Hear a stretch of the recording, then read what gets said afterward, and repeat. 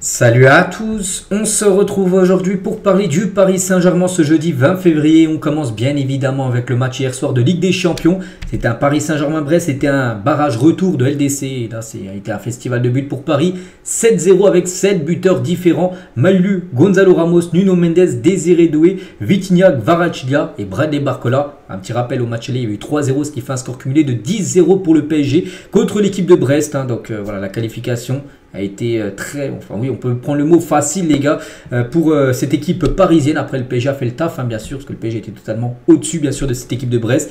Un cas joué avec ses armes, mais Paris était tout simplement trop fort. Donc un Paris très efficace, c'est ça que ça change du début de saison les gars. Rien que le XG les gars, regardez, 3.50, c'est-à-dire que le PSG aurait mérité de marquer 3, voire peut-être 4 buts.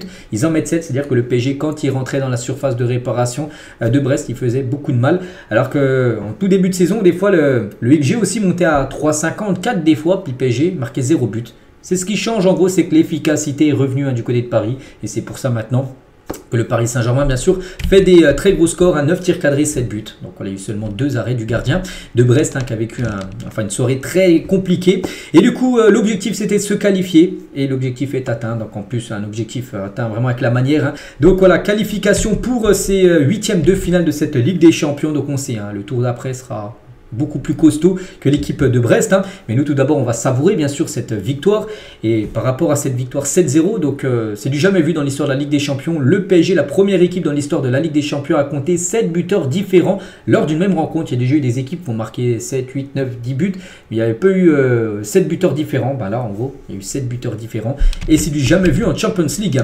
Toujours avec les infos aussi sur Paris et cette victoire. Donc le club de la capitale a remporté chacun de ses 5 derniers matchs de Ligue des Champions. Donc les 2 contre Brest. Le match contre City, il y a eu Stuttgart City et Salzbourg, voilà, donc les 5 derniers. Donc seulement une seule fois le PSG a fait mieux avec 6 victoires d'affilée, c'était en 94-95, il y a eu 6 victoires d'affilée en LDC. Voilà, pour l'instant le PSG est à 5 victoires d'affilée en Ligue des Champions. Brest devient le premier club français de l'histoire à avoir encaissé 7 buts lors d'un match de Ligue des Champions, et c'est le PSG qui a infligé cette correction tout simplement au stade brestois. Le PSG toujours a remporté la plus large victoire de son histoire, toute compétition européenne confondue. C'est la première fois aussi que le PSG n'encaisse pas de but lors d'une double confrontation, leur match aller, match retour en LDC. Souvent le PSG prenait au moins un but, ça c'était sûr, surtout à l'extérieur il y avait un but pris. Donc là il n'y a pas eu de but pris à l'aller, pas eu de but pris au retour. Et c'est la première fois que ça arrive dans l'histoire également du Paris Saint-Germain. Vous avez vu pas mal de trucs historiques qui ont été réalisés hier par l'équipe parisienne avec 10 buts d'écart sur la double confrontation. Il s'agit du deuxième plus large écart sur un aller-retour. Je ne sais pas c'était quel match où il y a eu plus de buts d'écart, mais là déjà 10 buts d'écart, c'est quand même exceptionnel. Et c'est vrai que les PSG Brest cette saison, les 2 en Ligue 1 et les 2 en Ligue des Champions, et ça fait déjà 4 sur 4, 4 victoires en 4 matchs pour le PSG. Mais surtout si on cumule les résultats, ça fait 18-3 pour le PSG contre Brest. Le PSG les gars a vraiment fait énormément de mal à cette équipe brestoise sur cette saison. Du coup maintenant prêt pour la suite bien évidemment cette équipe du PSG. Tiens, on va parler maintenant de Luis Enrique qui était en conférence de presse, tout ça. Qu'est-ce qu'il a pensé du match? Donc tout d'abord on a tenté de dominer le match, on avait le ballon, on aime l'avoir. En seconde période c'était plus facile pour nous. Brest a un peu baissé les bras, cette Ligue des Champions a démarré de manière très difficile pour nous et de manière injuste selon moi, parce que lui il pense que le PSG, oui certainement, si c'est vrai que le PSG a l'efficacité qu'il y avait là en début de saison, peut-être le PSG n'aurait même pas joué ces matchs de barrage, aurait peut-être fini directement dans le top 8. Bon, c'est comme ça, il y a eu ces barrages, puis les barrages ont été très bien manœuvrés. On récolte les fruits de notre travail, le Barça ou Liverpool, on est prêt pour les 2 options. J'ai ma préférence, mais je ne donnerai pas. On ne sait pas qui préfère, c'est que de toute façon ça sera un gros morceau. En plus, n'oubliez pas que le match retour sera à l'extérieur pour le 8e de finale. Je voudrais tout d'abord aussi souligner l'équipe de Brest, c'est toujours difficile de jouer contre eux. C'est l'une des meilleures équipes de France sans aucun doute. À partir de là, nous avons été très bons dès le début. Nous sommes prêts, donc je pense qu'il serait mieux que les entraîneurs qui vont jouer contre nous sachent ce qu'ils voient du PSG. Nous avons pris le chemin le plus difficile en Ligue des Champions. Cela nous a rendu meilleurs et nous a préparés, bien sûr. Donc il a parlé de Fabien Ruiz. Et dans un très bon moment, il lui manquait un peu de foi devant le but. Fabien est un joueur très nécessaire pour nous. C'est dans la même lignée que toute l'équipe. C'est un joueur clé pour nous. Fabien Ruiz qui a réalisé une belle performance. Il a parlé aussi de Kvaratskhelia, buteur, Kvara. Donc un joueur de haut niveau, nous n'avons aucun doute. Je vous ai dit, j'ai toujours dit, que pendant ces périodes de transfert, il était difficile de trouver des joueurs qui peuvent améliorer l'effectif. Il doit s'adapter bien sûr à ses coéquipiers et Guevara a hâte de démontrer son niveau et d'aider l'équipe. C'est la mentalité que nous voulons bien sûr du côté de Paris. Quand vous avez les supporters qui encouragent, qui remplissent toujours le stade, qui n'arrêtent jamais de nous encourager, quel que soit le résultat, la meilleure façon de montrer du respect à son adversaire est de jouer de la meilleure façon possible.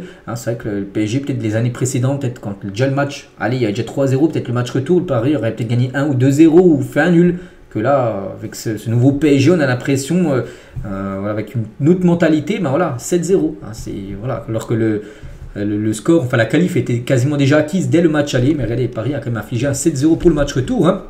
Alors qu'à l'époque, je pense pas que Paris a marqué autant de buts. Je me suis mis un peu en colère dans les premières minutes. Brest aurait même pu marquer le but du 0-1 s'il n'y aurait pas eu un arrêt, je crois, sur la ligne de Marquinhos.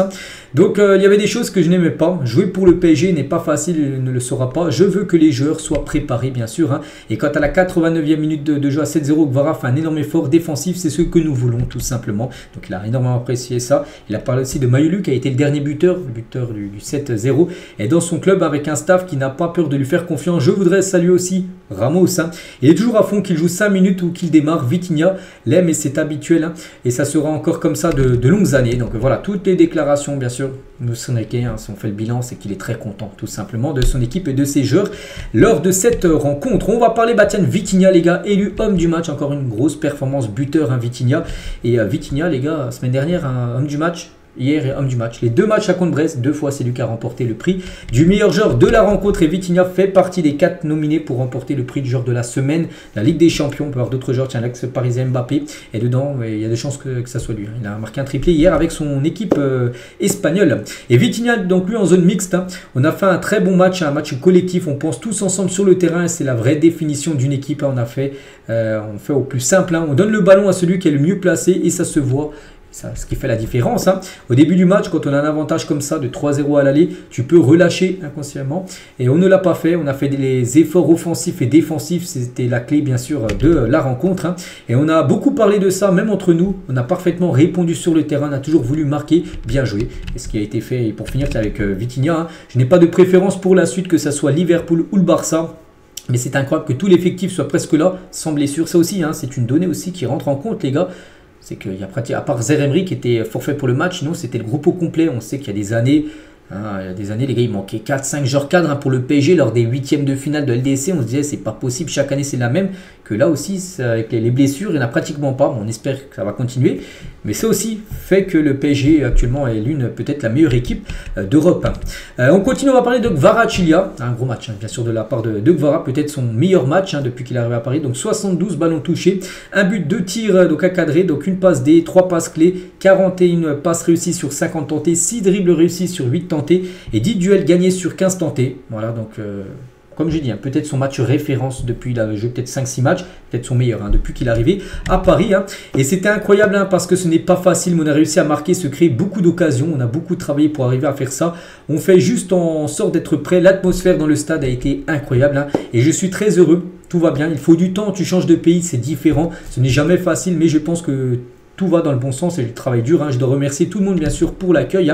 Et Liverpool ou le Barça, quelle équipe il préfère affronter? Il n'y a pas de préférence, peu importe qui arrive. On va essayer d'être prêt contre tout le monde. Ça ne sera pas facile pour eux non plus. Bien sûr qu'on peut gagner la Ligue des Champions. Tout est possible, il faut juste travailler pour. Voilà, donc lui, il y croit gagner la Ligue des Champions. Bien évidemment, quand on joue actuellement, quand on regarde comment joue le PSG, on se dit oui, le PSG peut gagner la LDC. Mais bon, on a tellement été déçus dans le passé que je ne mets toujours pas le PSG parmi les favoris. Moi, je mets d'autres équipes, mais voilà, je préfère mettre le PSG en mode outsider. Et s'il venait à gagner avec des champions, et voilà, on serait bien sûr tous très contents.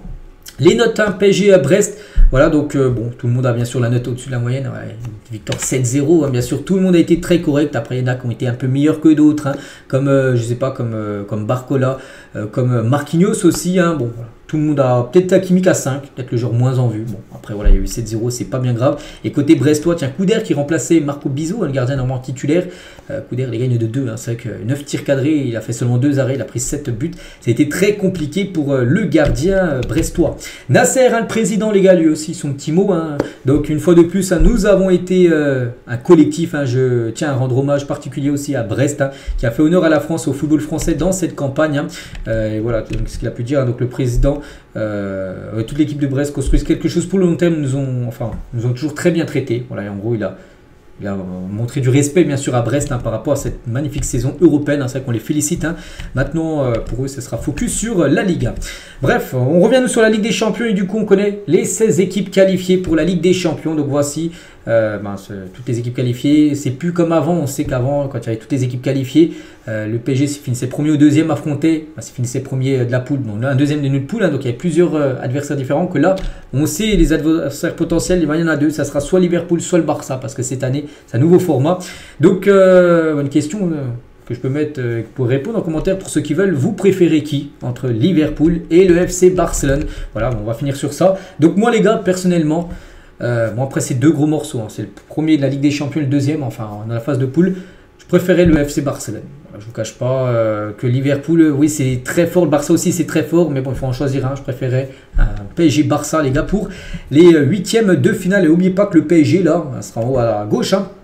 On va dire par exemple c'est le Barça. Imaginez le PSG élimine le Barça. Après les gars, ça peut être vraiment un parcours où tu peux peut-être aller loin. Il faut déjà éliminer bien sûr le Barça ou Liverpool. Parce qu'après ça peut être Bruges, on va dire. Imagine Bruges, il tape Lille. Imaginez Bruges et Lille. Le vainqueur, ça peut être par exemple peut-être un PSG Lille ou un PSG Bruges en quart. Si bien évidemment, je le répète, le PSG élimine soit Liverpool, soit le FC Barcelone. Donc voilà, on verra, il faut y aller bien sûr match après match. Donc voilà ce qu'elle va dire. J'espère que ça vous a plu. On se retrouve demain, c'est demain le tirage au sort, demain midi pour savoir qui sera l'adversaire bien sûr du Paris Saint-Germain. À demain.